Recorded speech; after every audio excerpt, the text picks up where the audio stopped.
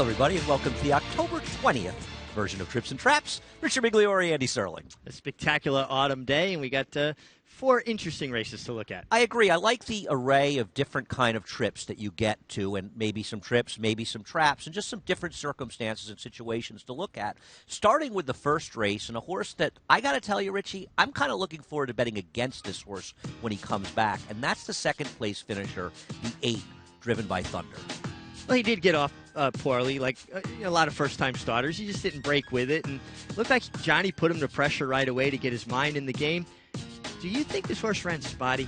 I do think he ran spotty, but I also think he benefited from race dynamics. The problem I have is the winner, Sal Eternal, was so much the best in here because he broke a little slowly too. He rushed up. He steadied off the horse in front. He fought it out the whole way in a race that was sort of collapsing at the end. I kind of thought that Driven by Thunder was flattered by dynamics, and because the winner ran so much better than he did, I had trouble being overly enthusiastic about his second-place finish that I think a lot of people are going to like next time he runs. The only way I would like him next time he runs is if they add blinkers. To me, he ran like a colt that needs blinkers. Well, that's something you understand a great deal better than I do. He is a horse that likely, and you know he's in those Rapoli silks, the orange and blue, he's going to probably have more speed second time out. Todd Pletcher, he's probably going to be much more professional. I just feel like this is the kind of trip that sucks people in a lot. A horse who broke slowly, came from way behind, ran second, and I don't know that he ran that well. Well, it's fair enough. And listen, he did start for a tag, probably because he hasn't shown so much in the morning that he was wowing, Todd Pletcher or his crew.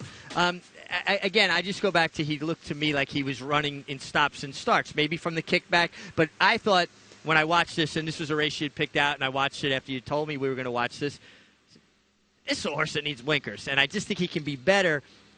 He's going to be a very short price, though, and I don't know if you want him at a short price. Yeah, well, now it's more interesting. We can see if he gets blinkers for a second start, and that's a very good point.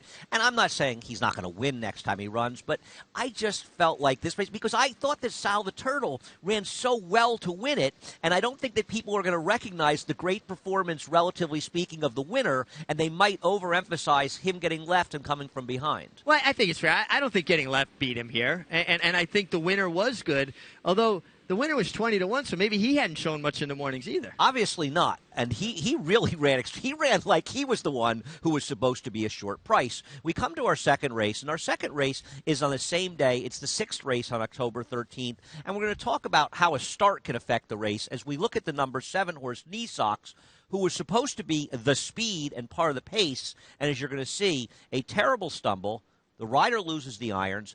It dramatically changes the dynamics of the race. It allows the horse who finishes 4th, Amazing Ann, to walk on the front end. As we pick up the pan, you're going to see the horse that finishes 3rd, and that's the 3, Khaleesi Cat.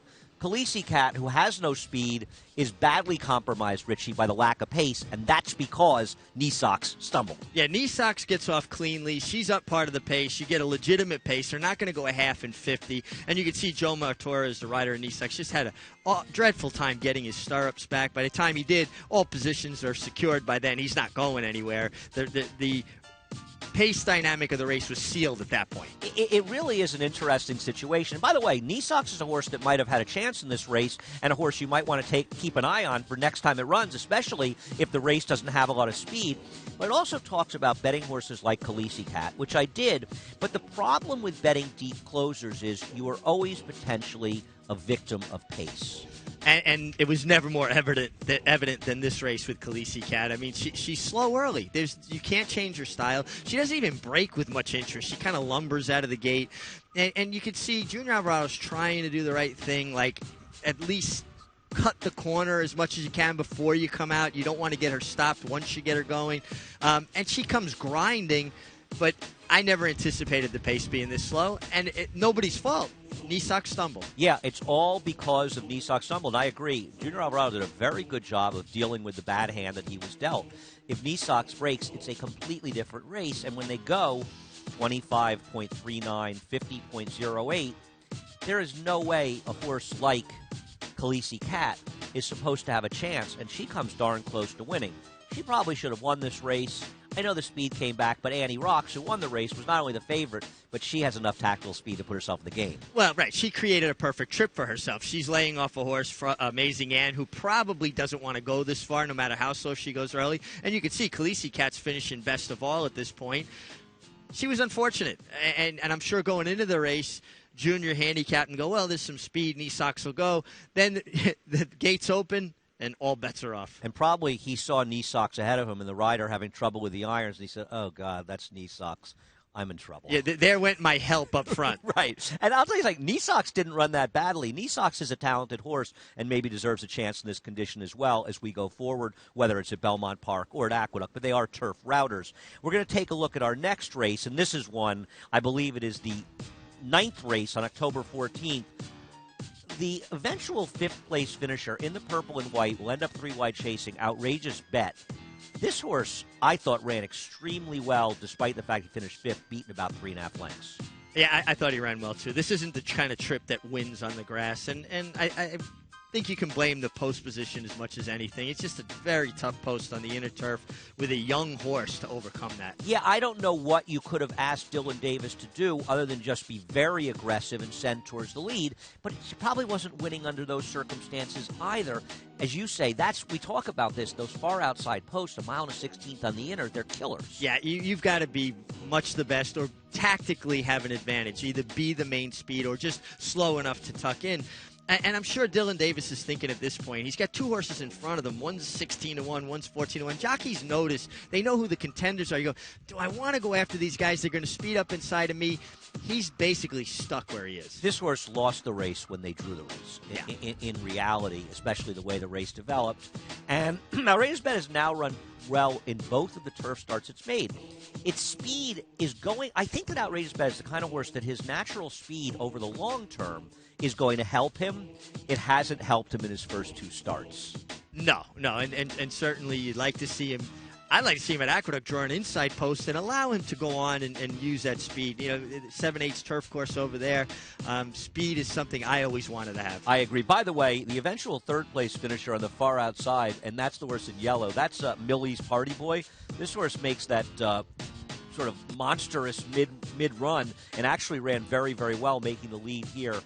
I just think Outrageous Bet was the one that dynamics hurt him the most. Yeah, you don't want to be wide every step of the way. He was wide out of the dogleg. He was wide the second turn. The eventual winner, Clutch Cargo, got to save ground, and when he finally got out in the clear, he kind of found another gear. A horse that I thought was very green first time, and I still think he's green, but showed some ability here at least. I agree, but you look, the winner and second horse came from 6th and 7th. They were also the first and second choices. They came from 6th and 7th. The third horse was almost 70-1, came from dead last. So it was a race that kind of fell apart in the late stages, and I think the long shot legitimizes that. If you say, well, the first 2 favorites ran 1-2, so maybe it wasn't dynamic, maybe they were the best horses. But the way the 3rd place finisher ran leads me to believe it was more of a closer's race. Yeah, no, absolutely. And Millie's Party Boy made that big middle move wide. I mean, it was a pretty impressive run from him, but I agree with you. Outrageous Bet is a horse you want with a different post position, different kind of setup. Millie's Party Boy, certainly a horse to keep an eye on. The Great Samurai's one, I don't think I want back. I totally agree with you. The Great Samurai should have won this race. There's no question about it. And he feels like the kind of horse that's going to keep taking money, and you keep finding an opportunity to bet against him. Yeah, he found a way to lose that race. Yeah, I'm glad you brought that up. I think that's a very, very good point. The last race we're going to show is the 6th race from Saturday, October 15th. And this is a race where the pace, being extremely slow, affected the finish a great deal. Change will do you good, the one horse. I wonder if he breaks a little sharper. We're also going to talk about the 5 Hotter Soul and the 6 Tomberlane, who should have won. I wonder if the 1 had broken a little more sharply, Change will do you good, if Kendrick would have affected the pace by being more aggressive. Yeah, I wonder about that, too. I'm sure Kendrick's wondering about it after the fact.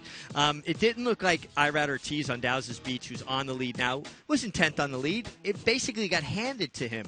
Plainview is taken back here, who wound up winning the race, and I was surprised by that. I thought he'd be on the lead. I never foresaw them going 47 and 4, almost 48 seconds, going 7 furlongs. The horse who's second on the outside in Live Oak, this horse is capable of going 22 and 44 in sprints. And I wonder if, once again, worrying about trying to get 7 furlongs stretching out, they end up overdoing it on the front end and compromising his chances by rating. Actually, I will argue the winner, Plainview, ran very well. He got in trouble between horses. The one is between a rock and a hard place the whole way. Hottersall, who you see Javier is riding him, and here's the one. There's Hottersall, and there's Tomberlin outside of him. Excuse me. Javier is on Tomberlin. I think Hottersall is being ridden by Gallardo. He's trying to motivate him. I wondered if, like you talk about horses running with the emergency brake on, Hottersall was a horse that appeared to run poorly, but he kind of had that emergency brake on inside of horses simply because he never really had that clear room.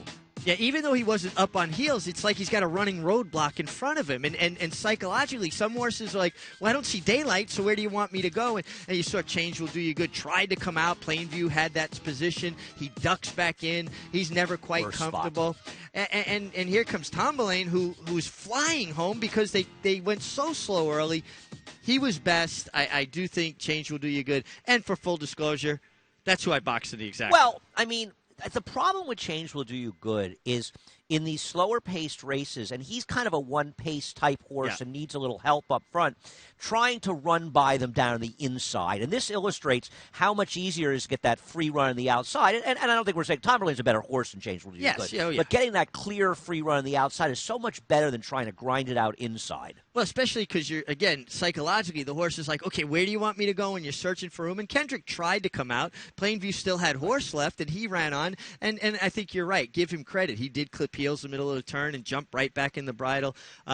And changed his style because normally he doesn't win unless he's on the lead. I agree. He's an amazing horse, Plainview. He is he's an incredible horse coming off a long layoff to come back and win this race. And it's not like he got the perfect trip. He wasn't the one going 24-47 on front end. No. Dowses Beach is the one you don't want back because if he couldn't win with that trip, how's he going to win? I agree. This is the second straight time that he has lost races that he should have won. They've been close, but sometimes close finishes are deceptive. Now the question is, though, I don't see any of these horses running back before we leave Belmont. Now they've got to go 2 turns at Aqueduct. How do you think it's going to affect? Like Tomberlin, I think will go a mile. I agree. 60 a mile. I'll tell you the horse that I'm kind of. I don't think Change Will Do You Good has a problem going longer. Okay. I think that Hottersall is a horse that may be interesting because I believe he's the one out here that people will dismiss. Doesn't feel like he did any running, and he's a good horse. And I just think he was uncomfortable the whole trip. So he's the only one that might be a fair enough price coming out of the race. And I actually think he'll appreciate a mile to 16th, maybe even more than the other two. I agree. I think he's the one that's definitely a 2-turn horse. Once again, we can always use your help. It's Trips and Traps at NYRAInc.com.